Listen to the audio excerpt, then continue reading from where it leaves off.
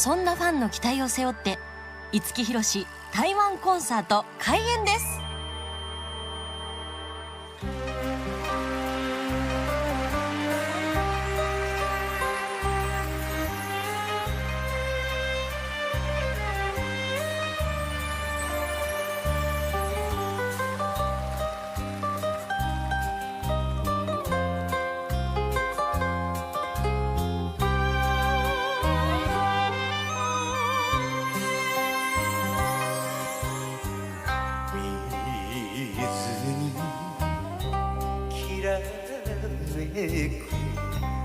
かなり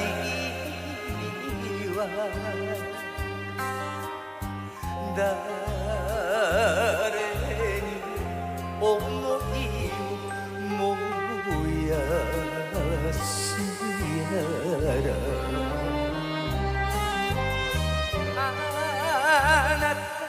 あなた優しい旅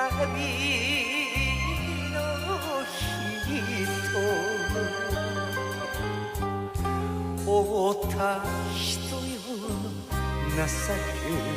乗せて心任せの浮かい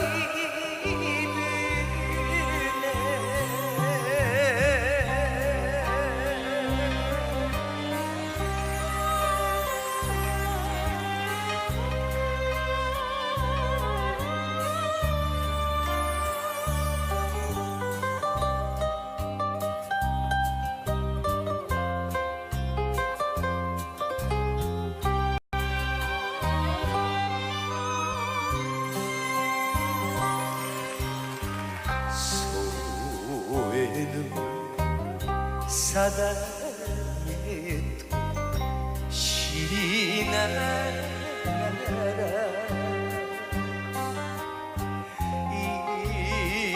今は他人じゃない二人